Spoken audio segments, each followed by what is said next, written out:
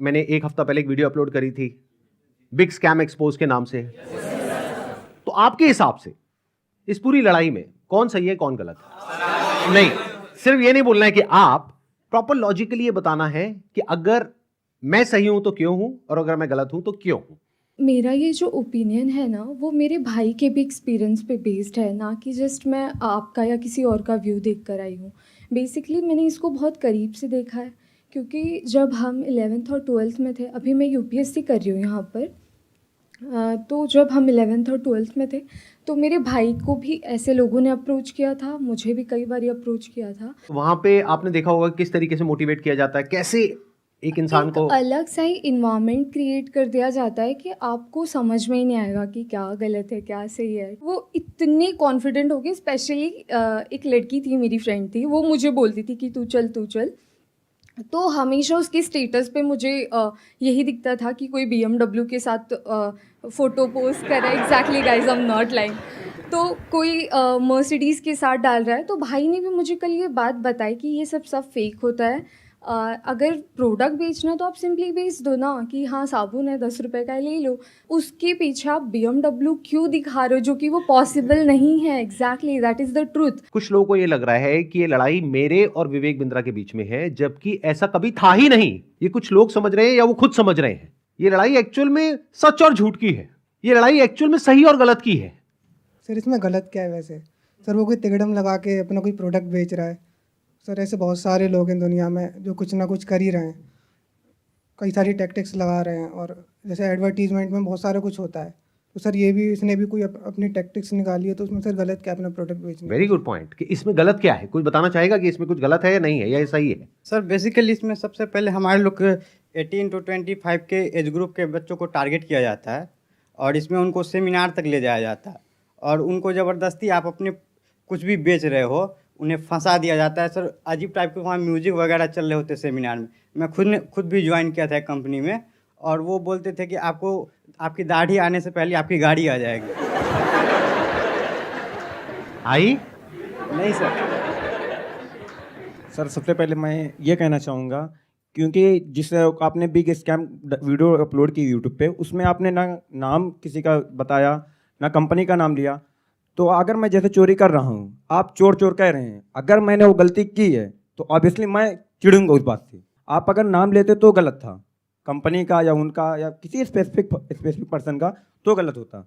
आपने नाम तो नहीं लिया, और अगर नाम नहीं लिया है आपने और अगर मैं गलत हूँ तो मैं चिढ़ूंगा। और एक और मजेदार बात बताइए, जब वो वीडियो अपलोड हुई कितनों को समझ आया था मैं किसके बारे में बात कर रहा हूं? बहुत कम लोगों को। अगर वो कुछ नहीं करते, चुपचाप बैठे रहते, तो 2 दिन में सब भूल भाल जाता सब है। वो खत्म हो जाता। मतलब एक टीचर है जो क्लास में सामने खड़े होकर के बोल रही है तुम में से किसी एक ने चोरी करी है, और एक बच्चा खड़ा होकर के बोलता है मैंने चोरी नहीं करी है, मैंने चोरी नहीं करी। अरे नहीं करी तो बैठा रहे ना चुपचाप। सर इस पर मैं अपने थॉट शेयर करना चाहूँगा। सबसे पहले तो कोई कोर्स बेचना या प्रोडक्ट बेचना कोई गलत नहीं है, लेकिन प्रोडक्ट का अगर आप 50,000 का बेच रहे हो तो उसकी औकात भी होनी चाहिए उतनी। उनके प्रोडक्ट की औकात है 100 रुपये की, लेकिन बेच रहे 50,000 में। सर एक पॉइंट और मैं शेयर करना चाहूँगा। प्लीज बोलिए। लाइक किसी को पसंद नहीं आया और आप उससे कह रहे हो कि आप दूसरों को सेल करो, तो वो उससे ही बड़ा स्कैम है। असली स्कैम ये है, ध्यान से समझ लो सब लोग, कि एक प्रोडक्ट जो आपको पसंद नहीं आया, आप अपने पैसे वापस मांग रहे हो, लेकिन आपको कहा जा रहा है अगर आपको अपने पैसे वापस चाहिए तो अपने जैसे और 4 बेवकूफ पकड़ करके लाओ और उस पर 30% 35% जो भी है कमीशन लो, और जो आपने पैसा लगाया वो पूरा पैसा आपको वापस। ये स्कैम है। अच्छा, इसी में अगर कोई जेन्युइन प्रोडक्ट हो तो क्या ये स्कैम है? No sir. नहीं है, ये भी ध्यान से समझ लेना। तो मजे की बात यह है कि जब मैंने स्कैम को एक्सपोज किया तो ऐसी हजारों कंपनीज हैं इंडिया में, उनमें से सिर्फ एक ही कंपनी वाले और उस कंपनी का मालिक नहा धो करके मेरे पीछे पड़ गया। इसका मतलब क्या निकालोगे? अब आ करके कह रहे हैं कि बताओ इसमें स्कैम क्या है। तो ठीक है, मैं बताता हूं स्कैम क्या है। आज अच्छे से बताता हूं और पूरी दुनिया को समझाता हूं कि स्कैम होता क्या है। तो एक काम करते हैं, एक वीडियो देखते हैं। उस वीडियो को देखने के बाद में आप लोग अपने व्यूज बताइएगा कि स्कैम है या नहीं है। दोस्तों मेरा नाम नीरज है, मैं राजस्थान जोधपुर से हूँ। बड़ा बिजनेस है। अभी 5 दिन पहले 4 सितंबर को मुझसे एग्रीमेंट पे साइन करवाए और बोले कि आपका जो ये केस है हम सोल्व कर देंगे और जो आपका बाकी पेमेंट है वो हम आपको रिफंड कर देंगे। 4 तारीख के बाद हमारा एग्रीमेंट हुआ। मुझे सेटलमेंट एग्रीमेंट दिया कि आप एग्रीमेंट पे साइन करो, इसको अच्छे से रीड करो, पढ़ो इसको, फिर आप साइन करके हमें भेजो, तब हम आपका जो पैसा है वो हम आपको रिफंड कर देंगे। मेरा जो भी पैसा है मैक्सिमम जो है अब 35,000 मेरा पैसा बड़ा बिजनेस में भी बाकी है। लॉस तो अगर मैं बोलूँ तो मेरा कैश का 1 लाख का मेरा लॉस हुआ है 2 साल के अंदर। एक साल मैंने फुल काम किया, डीएमटी भी पैसा खर्च किया, आना जाना बहुत स्ट्रगल किया, लेकिन पैसा नहीं कमा पाया। 1 लाख का मैं लॉस करके बैठा हूँ। लेकिन जो बड़ा बिजनेस को मैंने दिया था उसमें मेरा 35,000 अभी बाकी है बड़ा बिजनेस लेने का। और जो हमारा एग्रीमेंट का साइन हुआ था वो हुआ था 40,000 का। तो मेरा समीर करके नाम है, तो उन्होंने मुझको एग्रीमेंट दिया और बोला कि 40,290 रुपये जो अमाउंट है वो आपके हम अकाउंट में ट्रांसफ़र कर देंगे जब आप एग्रीमेंट साइन करके हमें भेजोगे उसके बाद। तो मुझे 2-3 दिन बोलते रहे, सर कल होगा, परसों होगा, 24 घंटे 48 घंटे ऐसे ही बोलते रहे। लास्ट में आके बोला सर आपको रिफंड नहीं होगा, आप हमारे रिफंड कैटेगरी में नहीं आते। और उसके बाद मेरे को बोला सर हमारे एक सीनियर आपको कॉल करेंगे, लेकिन उनके किसी भी सीनियर्स का मेरे पास कॉल नहीं आया, ना मुझे व्हाट्सएप पे रिप्लाई दे रहे हैं। यहाँ पे कुछ पोस्ट हैं वो भी मैं आपको शेयर कर दूंगा स्क्रीनशॉट, जो आप देख सकते हो कि कितना बड़ा मेरे साथ फ्रॉड हुआ है। तो अगर आपको भी ऐसे सेटलमेंट एग्रीमेंट दिया जाता है कि आप साइन करिए और आपको पैसा हम रिफंड दे देंगे, तो मेरे दोस्तों ये बिल्कुल भी भूल कर भी मत करना एग्रीमेंट साइन। पहले आप उनको बोलो कि पहले पेमेंट दो, उसके बाद हम एग्रीमेंट साइन करेंगे। देखो भाई एग्रीमेंट क्या है, क्योंकि हम मिडिल क्लास फैमिली से गरीब लोग हैं, हमें सिर्फ अपने काम से मतलब होता है ना। तो हमें जब अपना पैसा मिल जाएगा तो हम पैसा लेके हमें क्या करना बड़ा बिजनेस है ना, हम उनके बारे में नेगेटिव क्यों बोलेंगे। उसके बाद इन्होंने मुझसे वीडियो भी बनवाया, मेरा यूट्यूब चैनल था वो भी डिलीट करवा दिया, व्हाट्सअप ग्रुप भी डिलीट करवा दिया, लेकिन मेरा पैसा इन्होंने रिफंड नहीं किया। जो उन्होंने बोला मैंने वो किया, लेकिन मेरा पैसा इन्होंने रिफंड नहीं किया है। इसलिए मैं दोबारा से वीडियो बनाना सोशल मीडिया पर जब तक मेरा पैसा नहीं मिल जाता है मैं तब तक वीडियो बनाता रहूँगा और अपनी लड़ाई में लड़ता रहूँगा। अगर वो मेरी तरफ लीगल एक्शन भी मेरे ऊपर लेंगे तो उसका भी मेरे को कोई दिक्कत नहीं है, क्योंकि वैसे भी हम बर्बाद हो चुके हैं, हमारा पूरा सब कुछ है जो उजड़ चुका है ना। तभी इससे बुरा हमारे साथ जो भी होगा वो देखा जाएगा, और जो बुरा हमारे साथ हो चुका है इससे ज़्यादा बुरा हमारे साथ नहीं हो सकता है ना, और ना भी वो कर सकते। जितना बुरा होना था वो हमारे साथ हो चुका है। मैं जब भी आईबीसी के बारे में सोचता हूँ मुझे ऐसा लगता है कि मेरा पैसा भी बर्बाद हो गया, मेरा टाइम भी बर्बाद हो गया। मैंने इतना ट्रस्ट किया था विवेक बिंद्रा जी पर, मेरा ट्रस्ट भी चला गया और मुझे सुसाइडल थॉट आते हैं। और मैं अगर कंपनी मेरा पैसा रिटर्न नहीं करती है तो मैं सुसाइड करूँगा। और मैंने 10-12 वीडियो बना करके अलग अलग चैनल पर डाल दिए हैं और शेड्यूल कर दिया है।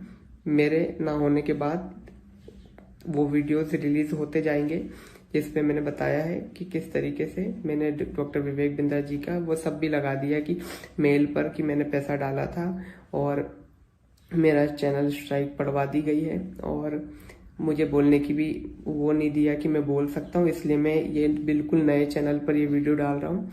और मैंने 10-12 वीडियोस और बना के रखे हैं जो मैं 10-12 अलग अलग चैनल्स पर मैंने डाल दिए, अपलोड कर दिया है, शेड्यूल कर दिया है। अगर बड़ा बिजनेस की टीम मुझे मेरा पैसा नहीं लौटाती है तो मेरे पास कोई ऑप्शन नहीं रहेगा, क्योंकि मुझे अभी फ़िलहाल में वो पैसा चाहिए कैसे भी करके, क्योंकि जिन लोगों से मैंने पैसा लिया है वो लोग डे नाइट मुझे परेशान कर रहे हैं। मैं आपको बताना चाहूँगा कि ये वीडियो हमने रिकॉर्ड नहीं करी है, ये यूट्यूब पर अवेलेबल है, और ऐसी 1-2 नहीं बहुत सारी वीडियोस अवेलेबल हैं अलग अलग लोगों की। और बहुत सारे ऐसे बच्चे हैं जिन्होंने ब्याज पे पैसा लिया है, हम लोग शायद समझ भी नहीं सकते कि इन लोगों के ऊपर क्या बीत रही है। और ऐसी 1-2 नहीं बहुत सारी वीडियोस हैं, आप जा करके यूट्यूब पे सर्च कर सकते हैं। अब जरा इस इंसान के बैकग्राउंड को देखो कि इंसान है कौन। ये अपने नाम के आगे क्या लगाते हैं? डॉक्टर। जब यहां पर ये आए थे तो मुझे लगा था डॉक्टर है, लेकिन बाद में जब मैंने रिसर्च करी अभी पिछले 1 हफ्ते में ये सब जो हुआ है, तो मुझे पता लगा इन्होंने कोई एमबीबीएस नहीं किया है इंडिया की किसी भी यूनिवर्सिटी से, या यूएस से, यूके से, कहीं से कुछ नहीं किया है। कहां से डिग्री मिली है, कैसे मिली है, वो अगर आप थोड़ा सा रिसर्च करोगे तो आपको समझ आ जाएगा। किसने बोला पाकिस्तान से? देखो मैं आपको हिंट देता हूं, पाकिस्तान इंडिया का नेबर है, ऐसे ही इंडिया का एक नेबर है बांग्लादेश, श्रीलंका। अभी काम करते हैं, अब लीगली बात करते हैं कि स्कैम है या नहीं है। कि मतलब हमारी कंट्री का जो लॉ है वो क्या बोलता है, उसको स्टडी करते हैं। उसके लिए मेरे पास में कुछ डॉक्यूमेंट्स हैं, इसका मैं लिंक दे दूंगा अपने वीडियो के डिस्क्रिप्शन में नीचे, तो आप क्लिक करके डायरेक्टली जा करके गवर्नमेंट की जो वेबसाइट्स हैं वहां पे जा करके देख सकते हैं, पढ़ सकते हैं। ये मैं नहीं कह रहा हूं, हमारी कंट्री की गवर्नमेंट कह रही है, ये उनके नोटिफिकेशंस हैं। सबसे पहले ये समझो कि ये जो स्कैम्स है ना इस तरह के, ये आज से नहीं चल रहे हैं, ये पिछले 100 साल से चल रहे हैं। तो इसके लिए 1978 में एक एक्ट बना था जिसको बोलते हैं prize chit and money circulation act, जहां पर के इस तरह की जो मनी सर्कुलेशन स्कीम्स होती हैं या पिरामिड स्कीम्स होती हैं उन सबको बैन कर दिया गया था। मतलब क्या कि अगर आप एक कंपनी खोलते हो और किसी से पैसा लेते हो, फॉर एग्जाम्पल मैंने एक कंपनी खोली, वहां पे मैंने आपसे 1 लाख रुपए लिया और आपको बोला कि आप आगे किसी को ज्वाइन करा दो, तो जब आपने किसी को आगे ज्वाइन कराया, अपने फ्रेंड को, रिलेटिव को, किसी को भी और कैसे भी, तो उसमें आपको कितना मिला? 30,000। 70,000 किसको मिला? कंपनी को। तो ये स्कीम इस तरीके से आगे बढ़ती रहती है, यानी वो जो पैसा आ रहा है वही पैसा पब्लिक से लेकर के पब्लिक में ही रोटेट कर दिया जाता है। और एक ऐसा पॉइंट आता है जब जा करके पूरा का पूरा जो पिरामिड है ये कोलैप्स कर जाता है। तो यहां पर जो लोग टॉप पे बैठे होते हैं वो तो पैसा कमा लेते हैं, बट जो बॉटम ऑफ द पिरामिड है उन सबका पैसा डूब जाता है। और फिर या तो ये कंपनीज बंद हो जाती हैं या भाग जाती हैं पैसा लेकर के। पास्ट में ऐसा बहुत कंपनीज ने किया है, उसमें से बहुत सारी कंपनीज के जो ओनर्स हैं वो आज जेल में हैं। तो ये एक प्रॉपर स्कैम है जिसको गवर्नमेंट ने बैन किया हुआ है। फिर सवाल उठता है कि जब ये बैन है तो लोग कैसे कर रहे हैं? देखो, ध्यान से सुनो, ध्यान से समझो। आपसे अगर मैं पैसा लेता हूं और आपको बदले में कुछ नहीं देता हूं तो वो तो इलीगल है। लेकिन मान लो मैंने आपसे पैसा लिया 50,000 रुपए, बदले में आपको एक 50 रुपए का प्रोडक्ट दे दिया, तो क्या वो लीगल है? इलीगल है?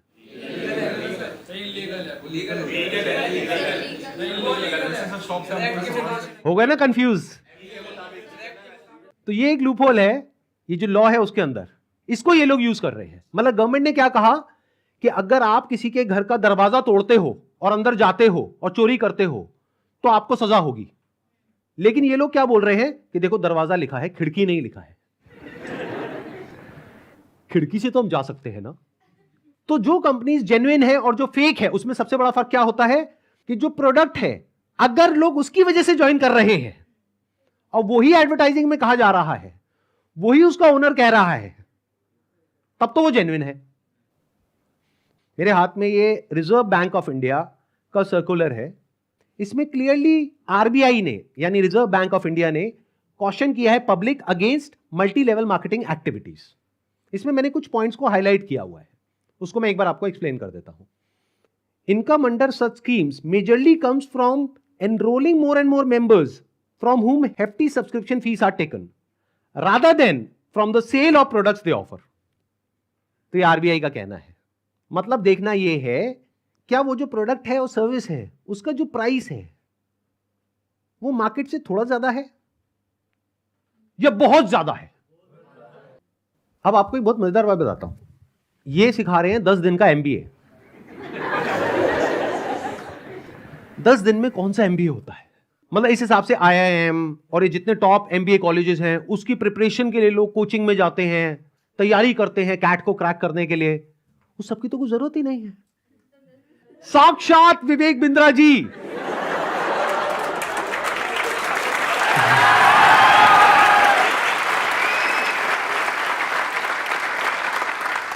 आपके सामने 10 दिन तक रोज प्रकट होंगे और आ करके आपको 10 दिन में एमबीए करा देंगे।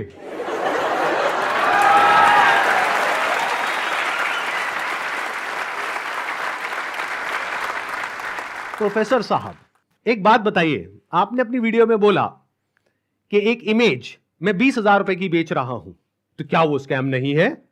और वो 50,000 का कोर्स बेच रहे हैं तो वो स्कैम है? इसका क्या मतलब है?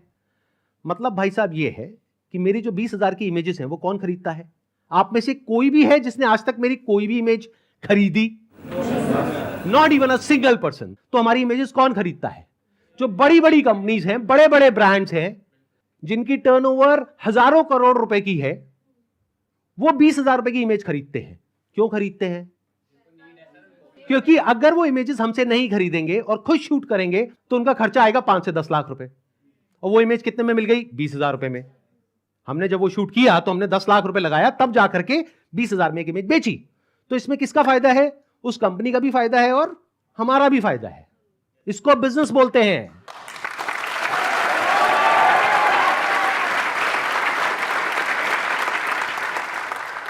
देखते हैं आरबीआई और गवर्नमेंट ऑफ इंडिया क्या कहती है उनके बिजनेस मॉडल के बारे में।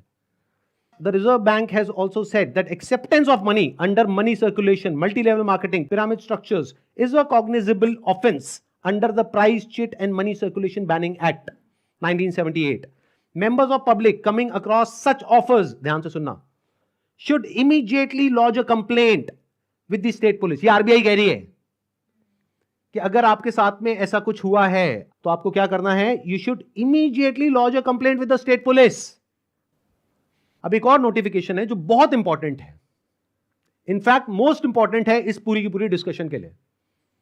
जितनी भी एमएलएम स्कीम्स चल रही हैं, पिरामिड स्कीम्स चल रही हैं, डायरेक्ट सेलिंग कंपनीज चल रही हैं, एफिलिएट मार्केटिंग कंपनीज चल रही हैं, कि वो लीगल है या इलीगल है, ये कैसे समझा जाए। तो इसके लिए गवर्नमेंट ऑफ इंडिया ने 2021 में एक बहुत ही अच्छा स्टेप उठाया। ये मेरे हाथ में एक नोटिफिकेशन है गवर्नमेंट ऑफ इंडिया का, मिनिस्ट्री ऑफ कंज्यूमर अफेयर्स का। उसमें क्या कहा गया है? ये टोटल 13 पेज का डॉक्यूमेंट है, जिसमें क्या कहा गया है? The central government hereby proposes to frame consumer protection direct selling rules 2021। 2021 में आए थे ये। इसके बारे में बहुत लोगों को पता ही नहीं है, इसलिए ये स्कैम इतने आसानी से चल रहे हैं। अगर पता हो तो इनकी दुकान 2 दिन में बंद हो जाए। डिटेल में अगर आप जानना चाहते हैं इसमें क्या क्या लिखा हुआ है तो नीचे यहाँ पे डिस्क्रिप्शन में आपको लिंक मिलेगा, उस पर क्लिक करके आप देख सकते हैं और पढ़ सकते हैं इसको। मैं बस शॉर्ट में कुछ पॉइंट्स मैंने हाईलाइट करे हुए हैं, वो आपको बताता हूं जो समझना बहुत जरूरी है। It applies to all models of direct selling, whether it is multi level, whether it is single level, whether it is affiliate, किसी भी स्ट्रक्चर से आप सेलिंग कर रहे हो तो आपको इन रूल्स को फॉलो करना है। सबसे पहला रूल क्या है? It has no provision that a direct seller will receive remuneration और incentives for recruitment oblique enrolment of new participants in the direct selling business except as a result of sale of goods और services by them. मैं इसको थोड़ा सरल भाषा में translate करके बताता हूं। इसमें कहा जा रहा है, आप अगर एक डायरेक्ट सेलिंग कंपनी हो तो आपकी कंपनी में जो डायरेक्ट सेलर्स हैं उनको जो पैसा मिल रहा है या इंसेंटिव मिल रहा है या कमीशन मिल रहा है, वो नए मेंबर्स को एनरोल करने पर नहीं मिलना चाहिए, बल्कि वो मिलना चाहिए फॉर सेल ऑफ गुड्स और सर्विसेज बाय देम। वो जो कंपनी गुड्स और सर्विसेज दे रही है उसकी वैल्यू क्या है? अब ये कौन डिसाइड करेगा? जिन्होंने वो परचेज किया। अगर तो उन्होंने 50,000 का कोर्स परचेज किया इनकी कंपनी से और वो सब सेटिस्फाइड है तो कोई प्रॉब्लम ही नहीं है। बट अगर उसमें से 99% लोग सेटिस्फाइड नहीं और अपना पैसा वापस मांग रहे हैं और ये पैसा वापस नहीं कर रहे हैं तो ये स्कैम है ना। बिंद्रा जी आपने पूछा था ना क्यों है ये स्कैम, तो बता रहा हूं आपको। इसमें कहा गया है, इट अलाउज और provides for a buy back or repurchase policy for currently marketable goods which are not unpacked or services sold to the participant at the request of the participant at reasonable commercial terms। मतलब कि कोई buyback का option होना चाहिए। किसी company ने आपको 50,000 रुपए के कुछ प्रोडक्ट्स या सर्विसेज दे दी, अब आप कहते हो मेरे किसी काम की नहीं है, तो अब आप उसका क्या करोगे? उस कंपनी को एक बायबैक पॉलिसी देनी पड़ेगी। अब देखना, ध्यान से सुनना, ध्यान से समझना। बायबैक आप किस चीज पर दे सकते हो? जिसकी कोई मार्केट वैल्यू हो। मतलब कि गवर्नमेंट क्या कह रही है यहां पर कि आप कोई ऐसा प्रोडक्ट बेचो डायरेक्ट सेलिंग में जिसकी कोई मार्केट वैल्यू हो, क्योंकि अगर 3 महीने बाद वो इंसान आकर के कहता है कि ये लो आपके प्रोडक्ट्स वापस, तो उस कंपनी को पता है कि ये प्रोडक्ट्स पैक्ड हैं, तो ये प्रोडक्ट्स हम किसी और को दे देंगे, तो ना कंपनी का नुकसान हुआ ना कस्टमर का नुकसान हुआ। बट अगर कुछ आपने ऐसा बेच दिया है जिसकी कोई मार्केट वैल्यू ही नहीं है, फॉर एग्जाम्पल आपने कोर्स खरीदा इनसे, अगर आप जा करके किसी को बोलते हो कि कोर्स मैंने 50,000 का लिया है, आपको 5,000 का देती हूं, ले लो, कोई लेगा? 500 रुपए का लेगा? तो इसकी मार्केट वैल्यू क्या है? Zero. It is a clear violation of this act. इसलिए ये स्कैम है बिंद्रा जी।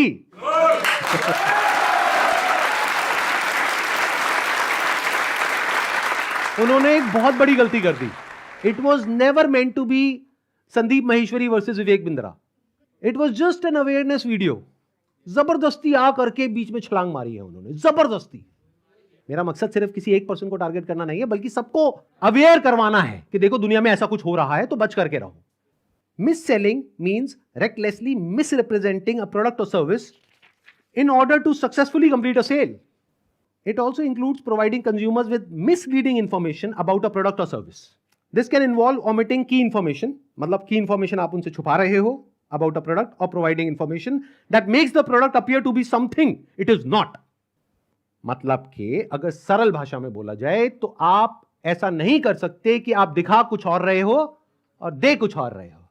उन्होंने अपनी एक वीडियो में नहीं, पता नहीं कितनी वीडियोस में खुलेआम खुद उन्होंने, विवेक बिंद्रा ने खुल करके बोला है कि अगर आप महीने का 10 लाख रुपए नहीं कमा सके तो मैं आपके सारे पैसे वापस कर दूंगा। अब एक सबसे इंपॉर्टेंट क्लॉज आ रहा है, इसके बाद मैं एक वीडियो प्ले करूंगा। क्लॉज नंबर 7 का 2E एक पर्टिकुलर क्लॉज है जो सबसे इंपॉर्टेंट है इस पूरे के पूरे सर्कुलर में। इसको ध्यान से सुनना, ध्यान से समझना। A direct selling entity and direct seller shall not refuse to take back spurious goods or deficient services and refund the consideration paid for goods and services provided. इससे कोई फर्क नहीं पड़ता कि आपने उस कंपनी के साथ में क्या एग्रीमेंट किया है, फर्क इससे पड़ता है कि लॉ क्या है। फॉर एग्जाम्पल, आप किसी के साथ में एग्रीमेंट करते हो किसी का मर्डर करने के लिए, तो आप कोर्ट में जाकर के ये नहीं बोल सकते थे कि हमारा एग्रीमेंट था। क्यों? क्योंकि जो कंट्री का लॉ है वो किसी भी एग्रीमेंट के ऊपर है। The law of the land supersedes all agreements. तो आप लोग जो डर रहे हो ना कि हमने उनके साथ में कॉन्ट्रैक्ट साइन किया, एग्रीमेंट साइन किया है, अरे पहले लॉ को तो देख लो, लॉ क्या कहता है। अगर लॉ के हिसाब से वो गलत है तो गलत है, नो मैटर कि उसने आपके साथ क्या एग्रीमेंट किया है। That agreement must be in line with the law of the land. तो ये क्लॉज को मैं दोबारा से पढ़ूंगा, ध्यान से सुनना। A direct selling entity and direct seller shall not refuse to take back deficient services. Deficient word का क्या मतलब होता है? कोई भी ऐसी सर्विसेज जिसमें किसी भी तरह की कोई कमी है और जो कंज्यूमर है वो कहता है कि ये जो आपने मेरे को कोर्स दिया है या प्रोडक्ट दिया है या सर्विस दिया है ये बेकार है, किसी काम की नहीं है, तो उस कंपनी को पैसा रिफंड करना ही पड़ेगा। ये मैं नहीं कह रहा हूं, हमारी कंट्री का लॉ बोल रहा है। अब ये जो मैंने आपको कुछ पॉइंट्स बताए, इसके अकॉर्डिंग एक बार एक छोटी सी वीडियो को देखो, बड़े प्रोफेसर की, देखते हैं वो क्या बोलते हैं। मैं आपको अपना व्हाट्सएप का नंबर दूंगा, ईमेल एड्रेस दूंगा, वहां बोल दीजिए आकर के पैसे ले जाइए। नहीं भी आना तो आप ईमेल कर दीजिएगा, आपको पैसे आपके अकाउंट में ट्रांसफर हो जाएंगे। तो आप या तो 50-60 हजार रुपए वापस ले जाइए या लाखों लाखों लाखों रुपए हर महीने कमा लीजिए, दोनों में से कुछ भी कर लीजिए। भाई अगर मैं आपको पैसा कमाने के लायक नहीं बना सका तो मेरे को क्या क्या हक बनता है आपसे पैसे लेने का? 100% कैश बैक गारंटी, यानी कि कुछ और खरीदना चाहे अपग्रेड, लोवेस्ट प्राइस गारंटी, ये कौन दे सकता है? कोई नहीं दे सकता है, इसलिए हमने ये खुल के दिया है। आपके तो रिस्क को खत्म कर दिया ना, आपसे कह रहा हूं, आपके जो रिस्क को खत्म कर दिया, आपका रिस्क तो रिवर्स हो गया, गेम चेंज कर दिया पूरा। इसलिए अभी तुरंत फोन लगाएं और पूछे अपने काउंसलर से कि मैं अपने बिजनेस में कैसे सफल होऊंगा। अरे आपसे बोल रहा हूं, पूछने में क्या जा रहा है, पैसे तो नहीं लग रहे। हाँ, फोन करने पे पैसे नहीं लगते, पता लगाओ, अभी फोन लगाओ और पूछो भाई मेरा बिजनेस सफल कैसे होगा। अगर मैं विवेक बिंद्रा आपको आकर के प्रॉमिस दे रहा हूं 100% मनी बैक गारंटी, वो इसीलिए दे रहा हूं। हमने मनी बैक गारंटी लॉन्च करी है। What is money back guarantee? अगर कोई भी हमारे साथ आईबीसी बनता है और वो चाहता है कि मैं पैसे कमाऊं और वो हमारे साथ पैसे नहीं कमा पाता, तो नो क्वेश्चंस आस्क्ड, उसका पैसा उसको वापस कर दिया जाएगा। That's called money back guarantee. दम नहीं है किसी में ये बोलने का जो हम बोल रहे हैं। गारंटी दे रहा हूं 10 लाख रुपए महीना पे आप पहुंचेंगे, नहीं पहुंचे तो मेरे पास आके पैसा वापस मांग लेना। बड़े बड़े क्लेम्स कर दिए, एक बार समझने की कोशिश करते हैं क्या वो प्रैक्टिकली पॉसिबल है या नहीं है। इन्होंने कहा कि मैं अगर आपको महीने का 10 लाख रुपए कमाने के लायक नहीं बना सका तो अपने पैसे वापस ले जाइए। साल का 1 करोड़ रुपए अगर ये देना चाहते हैं आप लोगों को और 1 लाख लोग इनकी कंपनी में ज्वाइन कर चुके हैं, तो कितना पैसा चाहिए? 1 लाख करोड़ रुपए। तो हमारी टीम ने क्या किया, इनके जो फाइनेंशियल्स है उसको चेक किया कि भाई अगर 1 लाख करोड़ देना है तो कंपनी की टर्नओवर होनी चाहिए ना 2-3 लाख करोड़ की, क्योंकि वो भी तो कमाएगी ना। उनकी टर्नओवर पता है कितनी है पिछले साल की? 172 करोड़। अगर उसमें से मान लेते 30% भी वो कमीशन देते हैं अपने आईबीसीज को, कितना पैसा उन्होंने डिस्ट्रीब्यूट किया स्कीम में? 50 करोड़। तो कितने लोगों के हाथ में आया 1-1 करोड़? 50 बस। और बाकी लोगों का क्या हुआ? उनके हाथ में क्या आया? 0। कि अगर वो चाहे भी तो ये जो बड़े बड़े क्लेम्स कर रहे हैं इसको पूरा नहीं कर सकते। पहले तो ये जो क्लेम्स कर रहे हैं वही सब इलीगल है। This is complete scam. अरे यही तो उन सब लोगों ने किया जो हमारा देश छोड़ करके भाग गए हैं। पब्लिक से पैसा ले लिया या बैंक से पैसा ले लिया, और जब बैंक आया पैसा वापस मांगने के लिए जो उसका हक है, तो उन्होंने कहा हमारे पास तो नहीं है देने के लिए, वो तो हमने पार्टीज में खर्च कर दिया। वो मेरी बर्थडे पार्टी थी ना, वहां पे डांस करने में बहुत मजा आ रहा है। अब हमें क्या करना चाहिए? क्या बस ऐसे स्कैम होते रहे सोसाइटी में और हम बैठ करके तमाशा देखते रहे? सर, हमें एक्शंस लेना चाहिए। फर्स्ट ऑफ ऑल एफआईआर जिनके साथ हुआ है उन्हें एफआईआर फाइल करना चाहिए। लॉ को एक बार देखना चाहिए। नहीं समझ आ रहा है तो जिसको समझ है लॉ की उसके पास जाना चाहिए, उससे समझना चाहिए। एंड पिटिशन नाम की चीज़ होती है, पब्लिक इंटरेस्ट लिटिगेशन, तो वो फाइल करनी चाहिए उनके खिलाफ, जिससे जो ये स्कैम्स हो रहे हैं वो ख़त्म हो। बिकॉज मॉरली ये मतलब गलत है। जिनका पैसा जा रहा है वो डिप्रेशन में जाके गलत कदम भी उठा सकते हैं। एंड इससे हमारे देश का यूथ ख़त्म होता जा रहा है, जो इस देश को आगे लेके जाएगा। सो जो लीगल एक्शंस हैं वो लेने चाहिए। इस एक्शन को हम दो कैटेगरीज में डिवाइड कर रहे हैं। एक वो जिनके साथ में स्कैम हुआ है, एक वो जिनके साथ में नहीं हुआ है। मान लेते हैं 1 लाख लोग हैं जिनके साथ में स्कैम हुआ है, यानी कि उनका पैसा ये कंपनी मार करके बैठी है और वापस नहीं कर रही है। तो उन्हें क्या करना चाहिए? सबसे पहले जा करके एफआईआर करनी चाहिए। अगर वो पुलिस वाले एफआईआर नहीं करते हैं तो उनको ये सारे सर्कुलर्स दिखाने चाहिए कि भाई आरबीआई ने कहा है, आप ये लिख करके दे दो हमको कि आप एफआईआर नहीं कर सकते इनके अगेंस्ट। तो उन्हें एफआईआर लॉन्च करनी ही पड़ेगी। और अगर इंडिया के अलग अलग पार्ट्स में बहुत सारे लोग इस तरीके से एफआईआर लॉन्च करते हैं, तो जितनी भी हायर अथॉरिटीज हैं लाइक सीबीआई एंड ईडी, वो सब एक्शन में आ जाएंगी। मतलब उनको भी आइडिया लगेगा कि ये कोई छोटा मोटा स्कैम नहीं है, 500 करोड़ का स्कैम है, छोटा अमाउंट नहीं होता है। और ये पैसा किसका है? पब्लिक का है। और पब्लिक में भी एक बार को मान लो किसी 50-60 साल के आदमी का होता तो मुझे इतना दर्द नहीं होता। 18-19 साल के बच्चे का है जिसकी जेब में 50 रुपए नहीं होते हैं। तो पहला क्या है, अगर आपके साथ में ऐसा कुछ हुआ है तो नंबर 1 एफआईआर लॉन्च करो। नंबर 2, अभी तक मैं इसमें डायरेक्टली इन्वॉल्व नहीं था लेकिन अब हो गया हूं, तो अब आप लोग अकेले नहीं हैं। मेरा एक सिंपल सा प्लान है कि मैं अपने चैनल पर मोनेटाइजेशन ऑन करूंगा, वहां से मेरे पास में कुछ पैसा आएगा। मान लो 2-3 महीने में मेरे पास में 1 करोड़ रुपए आ जाता है, तो इस 1 करोड़ को मैं यूज करूंगा इंडिया की सबसे अच्छी लॉ फर्म को हायर करने के लिए, जो कि इन लोगों को रिप्रेजेंट करेगी जिनके साथ ये स्कैम हुआ है। उसका पैसा कहां से आएगा? मेरे चैनल पे जो एड्स रन होंगी अगले 2-3 महीने तक, वहां से आएगा।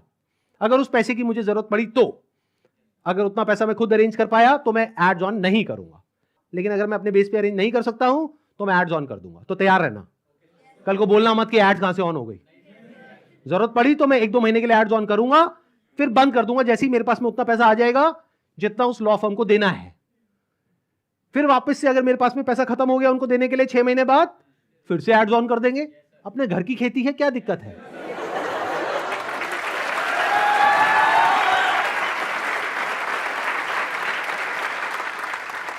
तो अब आप लोगों को क्या करना है, जिनके साथ में स्कैम हुआ है हमको ईमेल करिए। हमारा एक ईमेल आईडी है legal@sandeepmaheshwari.com। और आप लोग क्या कर सकते हैं, जिनके साथ में स्कैम हुआ है, आरबीआई का हम एक लिंक यहां पर नीचे डिस्क्रिप्शन में पोस्ट करेंगे, एक तो इन सर्कुलर्स का, प्लस आरबीआई के जितने भी ऑफिसेज हैं अलग अलग स्टेट्स में, वहां पर जो उनके रिप्रेजेंटेटिव्स हैं उनका। तो आप क्या कर सकते हैं, जिनके साथ में ऐसा कुछ हुआ है, एक लेटर लिखिए छोटा सा, उसमें जो भी मन में है इंग्लिश में हिंदी में लिख दीजिए कि आपके साथ में ये हुआ, ये हुआ, ये हुआ, ये हुआ, और आपको अपना पैसा वापस चाहिए, लेकिन वो पैसा वापस नहीं कर रहे हैं। और साथ में सारे जो प्रूफ्स हैं, जो भी आपने पेमेंट करी, जो भी आपका रजिस्ट्रेशन नंबर है, वो सब अटैच करिए। इसको पोस्ट करिए, एक आरबीआई में और एक मिनिस्ट्री ऑफ कंज्यूमर अफेयर्स में। अगर ये करते हैं तो क्या होगा, सोचो उनके पास में हजारों लेटर्स पहुंच जाते हैं तो क्या होगा। तो गवर्नमेंट की जो भी सीनियर अथॉरिटीज हैं वो सब एक्शन में आ जाएंगी। अगर आपको बहुत ज्यादा डर लगता है कि पता नहीं क्या हो जाएगा, क्योंकि ये आदमी है तो थोड़ा अजीब। अभी जो कल वीडियो में आया है ये, इसने आकर के एक बार नहीं बार बार मुझे धमकियां दी है, 1 हफ्ते में देखो मैं तुम्हारे साथ क्या करता हूं। भाई तू क्या करेगा, कर ले, अभी कर ले। मैं नहीं डरता भाई, दिखता नहीं है मेरी आंखों के अंदर। मेरे को मत डराने की कोशिश कर बार बार, तू अपनी आंखें दिखा कर।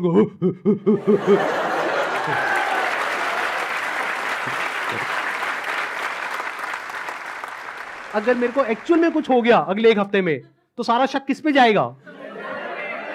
है ना? कैसा प्रोफेसर है? थोड़ा तो बुद्धि यूज कर, थोड़ा तो लॉजिक नाम की चीज यूज कर। पब्लिकली आ करके मेरे को धमकाए चले जा रहा है, क्या ये लीगल है? अच्छा, एक चीज ध्यान में रखनी है आप लोगों को जिनके साथ भी ये स्कैम हुआ है, चाहे आप हमको ईमेल कर रहे हैं, चाहे आप कहीं पर भी इस तरह से लेटर भेज रहे हैं या ईमेल्स भेज रहे हैं, जहां भी आप भेज रहे हैं, जो भी प्रूफ है पेमेंट का, वो साथ में अटैच करिए और अपनी कॉन्टैक्ट डिटेल्स प्रॉपर तरीके से दीजिए। क्योंकि अगर आप हमको ईमेल कर रहे हैं तो हमारी लीगल टीम आपको कॉन्टैक्ट करेगी आपके फैक्ट्स को वेरीफाई करने के लिए। तो ये हो गया एक कैटेगरी उन लोगों की जिनके साथ में स्कैम हुआ है। अब बात करते हैं बाकी के लोग, जो आप लोग हो। क्या आप जेन्युइनली कुछ करना चाहते हो? कितने हैं जो जेन्युइनली कुछ करना चाहते हैं?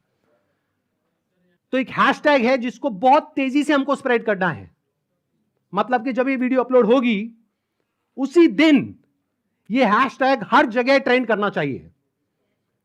हर यूट्यूब के कमेंट सेक्शन में, ट्विटर पर, इंस्टाग्राम पर, हर जगह इसके बारे में बात होनी चाहिए। उसके पीछे क्या वजह है?